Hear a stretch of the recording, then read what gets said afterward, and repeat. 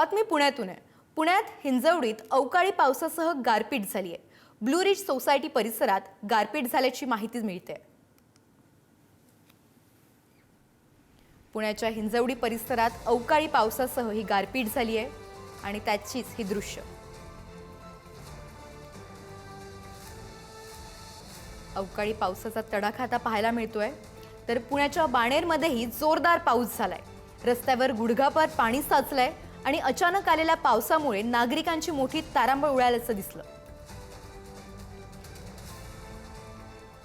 पुण्याच्या हिंजवडीसह बाणेरमध्येही जोरदार पाऊस झाला आहे।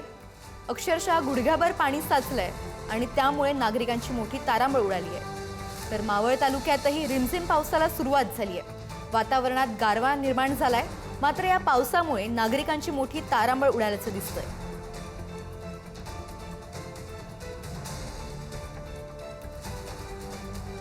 तिकडे नाशिकमध्येही पाऊस आल्यानं कांद्याला तडाखा बसलाय। येवला तालुक्यासह परिसरात वादळी वाऱ्यासह अवकाळी पाऊस झालाय आणि या अवकाळीमुळे काढणीला आलेला कांदा हा भुईसपाट झालाय। नाशिक जिल्ह्यातील येवला तालुका परिसरात वादळी वाऱ्यासह अवकाळी पावसाने जोरदार हजेरी लावली आणि त्यामुळे काढणीला आलेला उन्हाळी कांदा पिकांवर या पावसाचा मोठा परिणाम झालाय। अनेक ठिकाणी कांद्याची पिकं ही पूर्णपणे भुईसपाट झाली आहेत। वादळी वाऱ्यामुळे कांद्याची उभी पिकं आडवी झाली असल्यानं शेतकऱ्यांचं मोठ्या प्रमाणात नुकसान झालंय। आज जो वादळी वाऱ्यासह जो पाऊस झाला त्या वाऱ्या आणि पावसाने माझं 1.5 ते 2 एकर कांदा हा एकदम असा भुईसपाट झालेला आहे।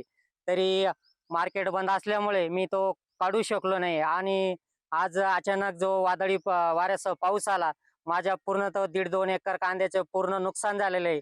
तरी मला सरकारला एकच माझी विनंती आहे की सरकारने माझ्या कांद्याची जी भरपाई आहे ती द्यावे, ही सरकारला माझी विनंती आहे।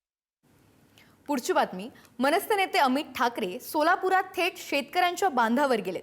गारपिटीनं नुकसान झालेल्या शेतकऱ्यांची अमित ठाकरेंनी यावेळी भेट घेतली। मौजे पापडीत नुकसानग्रस्त शेतकऱ्यांची अमित ठाकरेंनी भेट घेतली आहे। थेट शेतकऱ्यांच्या बांधावर जाऊन शेतकऱ्यांच्या समस्या अमित ठाकरेंनी जाणून घेतल्या। मौजे पापडीत नुकसानग्रस्त शेतकऱ्यांची अमित ठाकरेंनी भेट घेतली आहे आणि त्याचीच ही दृश्य।